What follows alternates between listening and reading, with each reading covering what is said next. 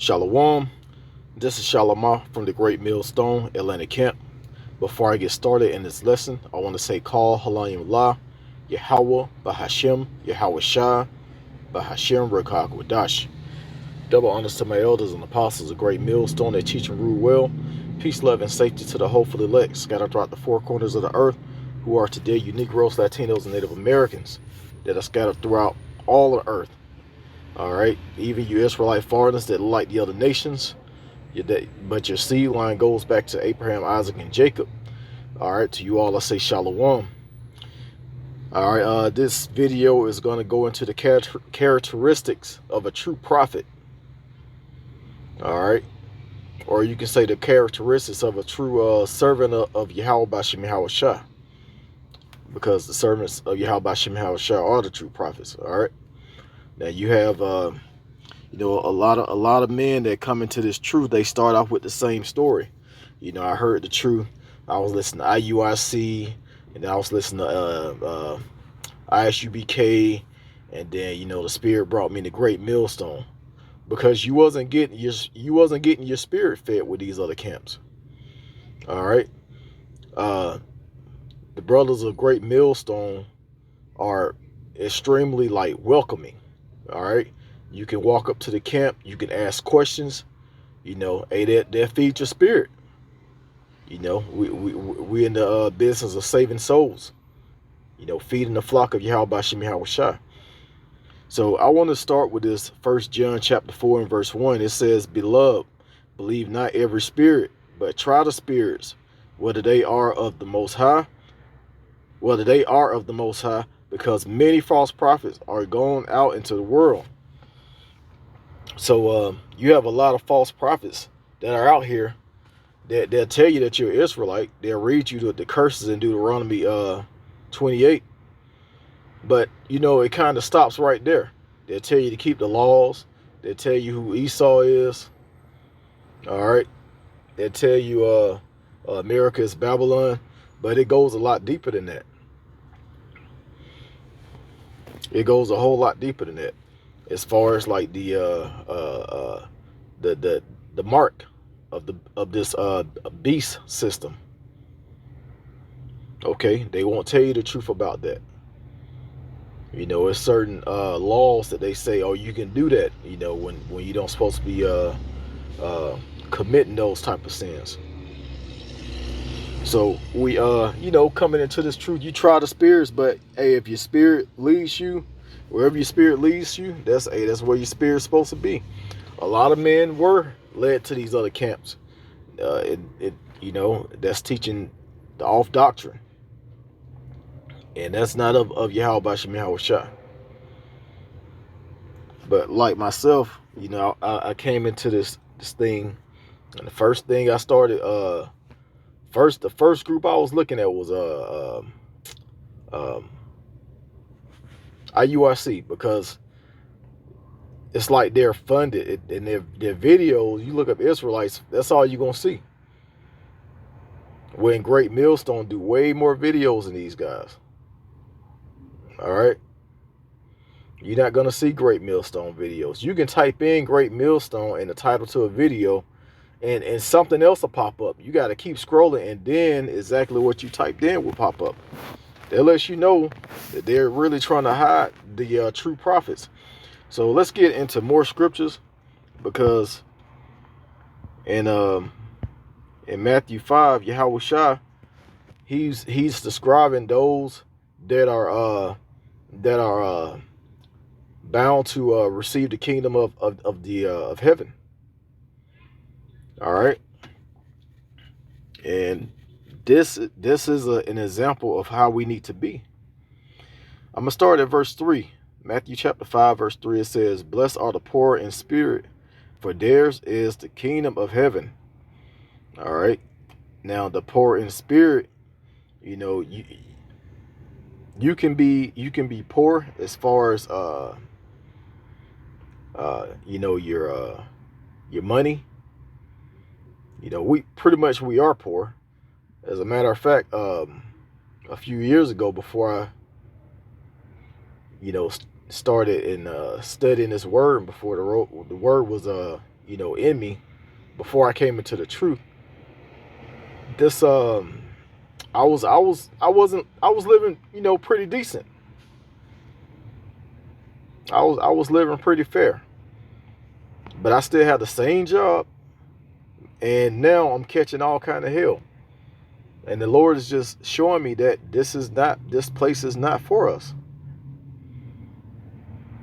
And not only that, this is really just a test of endurance.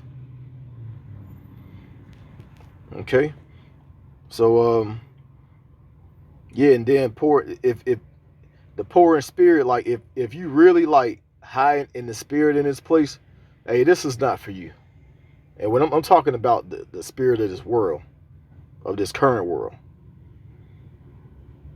if you just really trying to do your best and put your all into, being wealthy on this side, this truth is not for you.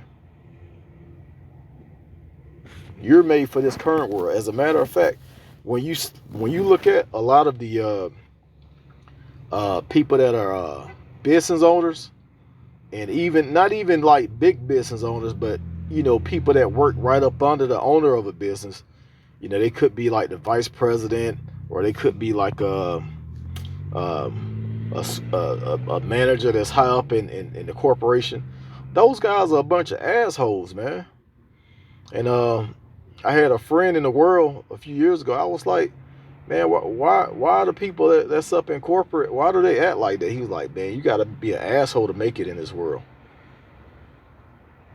And he said it just like that, and he's right. This world is set up for the wicked, man. It's set up for these assholes.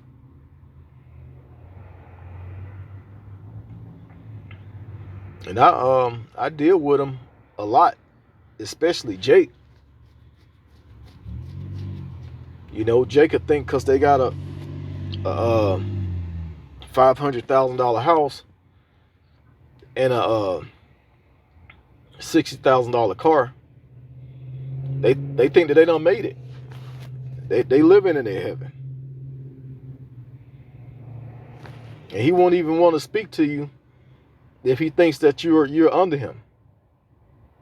Even if y'all on the same level, he want to deal with people that's higher up, because he feels that he's, he feels that he belong up there, higher up.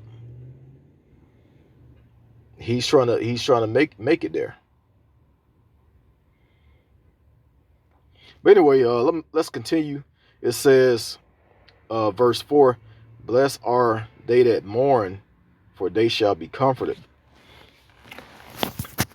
And I'm not going to go through every scripture. I'm just going to continue to read. I'm sorry, every verse, Slakia. But it says, blessed are the meek, for they shall inherit the earth. And that word meek, when you go into meek, it goes into being gentle. You have to be gentle on this side. You have to be approachable. You don't want to be out there like some of these guys, looking like you in the goddamn some type of militia group, looking like you got guns and shit tucked up under your garment, and you just ready to file for anybody if they ask you the wrong question or say something you don't want to hear. We done had people come up to us with these bad attitudes, and they ask questions, and then they humble down. We change their spirit right up, and that's what it's about. All right, some of these people they walk up they'll walk up to these camps, and they'll get cussed out before they can even get their question out. But that's where Great Millstone came in at. I started coming down to the camp, and brothers was like, "Hey, you got a question? If I did have a question, they'll answer my question. As a matter of fact, they'll answer my question, improve it in the scriptures, and they'll get multiple scriptures just to make sure I get it. Hey, man, you write this down, all right?" I started coming out there taking notes, and the brothers just grew on me, and they invited me into the camp after a couple of years. Even though I said I wasn't trying to join the camp, I remember when I first came out, I was like, yeah, I'm not trying to join a camp. I just like, hearing the word and being around the brothers. But the Lord had something set up different for me. Now I love going to camp. I love doing this work.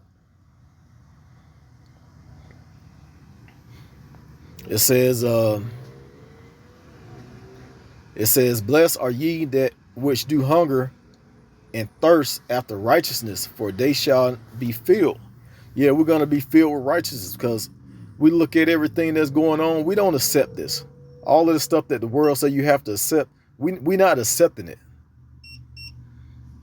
All right? We're not accepting our people being in the condition that they are. We're not accepting the agenda that this government is trying to push.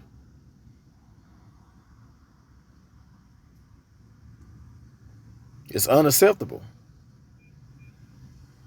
So we hunger after righteousness. We cry to the Lord for righteousness.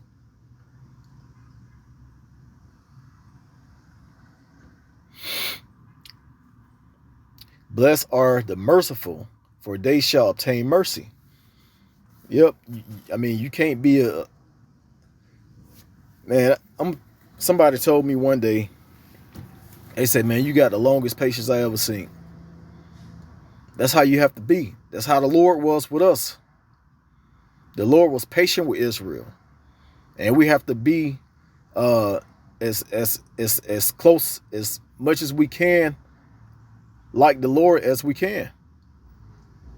We have to be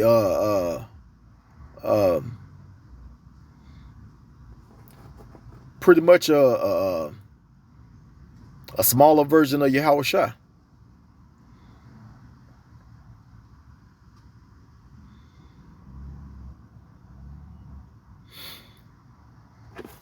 But yeah, that's why I have long patience, because first of all, you're dealing with bonehead niggas in the first place. Even those that are gonna get it, that don't have it right now, hey, we have to deal with them, and we have to be gentle with them. We have to be merciful with them.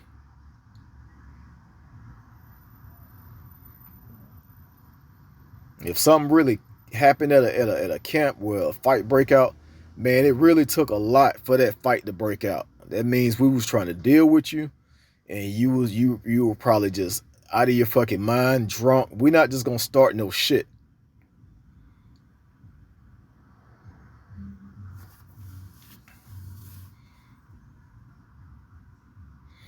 All right. But it says, blessed are the pure in heart, for they shall see the Most High. All right. And we trying to be pure. We want pure as being away from this filth. And we're still, we still in the flesh, we still go off. But you still want to set an example, for everybody else. And then the Lord is seeing everything that you're doing as well. All right, I'm speaking to myself first. Okay, so it says, blessed are the peacemakers, for they shall be called the children of power. Yeah, we're a peaceful people. As a matter of fact, I don't even like to see. I'm gonna be honest. I do like to see certain things as far as violence break out amongst certain people, because that's prophecy. We like seeing prophecy come to pass. They let us know that we're getting closer to the kingdom. But as far as like if a brother got a problem with another brother, that's unacceptable with us. We hate stuff like that. Deal with that brother and just don't hold no grudges. But I'm gonna continue. Salaki if I'm a little long-winded, but I was just focusing on how my camp, the characteristics of the brothers in my camp, as opposed to these other camps. And even brothers that come in from different states still have that same spirit, that same beautiful spirit. Okay, it says, blessed are they which are persecuted for righteousness' sake, for theirs is the kingdom of heaven.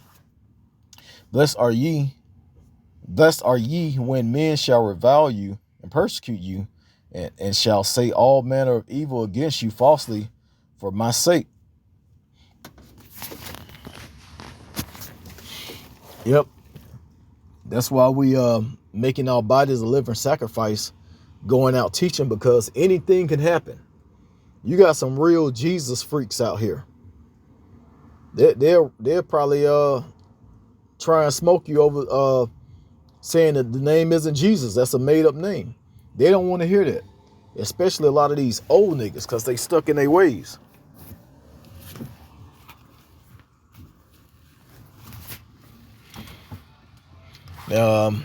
Let's go ahead to 1 Peter chapter 3. And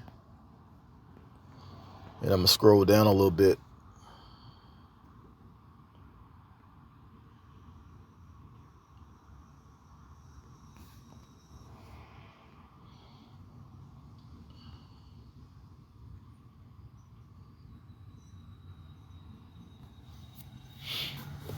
Okay, so I'm going to start at verse 14. It says, but and if ye suffer for righteousness' sake, happy are ye. Yeah, we are happy about going out suffering for righteousness' sake.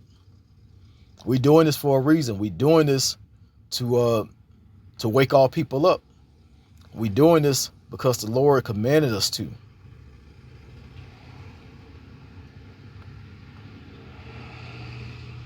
And we're going to continue to push.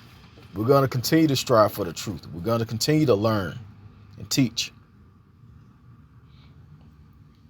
Like Esau is really going to have to do something big, like cut the whole internet system off and TV and probably the radio too. Just basically cut everything so this word won't get out. It ain't going to just be YouTube because it's on different formats. Esau going to have to really do some serious cutting of platforms to stop this word. And it's going to come down to it. He's going to come after the prophets. He's going to come after the men of the Lord. And we're expecting this. We know it's going to happen. But the Lord he's going to guide us. All right. It says, but if ye suffer for righteousness' sake, happy are ye, and be not afraid of their terror, neither be troubled. Yeah, we're not afraid of that. We're afraid of falling out of this truth and coming up against the Most High. We fear the Lord. We don't fear you average ass men. We don't fear no men as a matter of fact. Okay. But this is the main point. Verse 15, it says, but sanctify the Lord your power in your hearts, and be ready always to give an answer to every man that asketh you a reason of the hope that is in you with meekness and fear. All right, just like I said, we do this with the fear of the Most High. And then that word meekness, it goes into being gentle. You have to be approachable.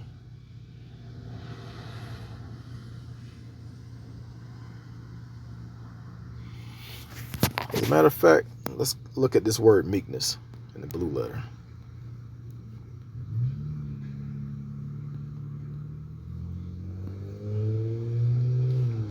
It says mildness of disposition, gentleness of spirit, meekness. Yeah, you have to be gentle in the spirit. And at the same time, we're not going to just get ran over. You're not going to walk up to all camp and start over talking us. You're not going to walk up to all camp and try and fight us and think that you won't get hit back. Now, we're not in the business of doing all of that. We're going to try and keep the situation calm as much as possible. Somebody may walk up and try and swing. We may just try and, hold the brother down without kicking his ass.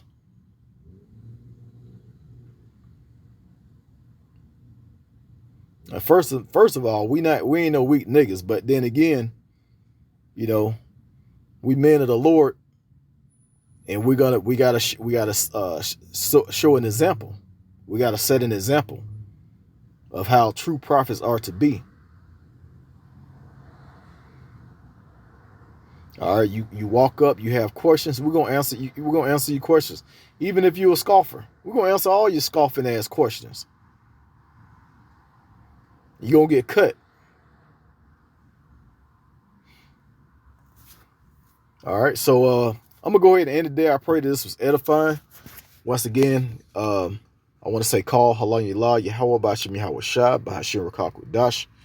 Double honors to my elders and apostles, a great millstone that taught us this truth. Peace, love, and safety to the hopeful elect. Shalom.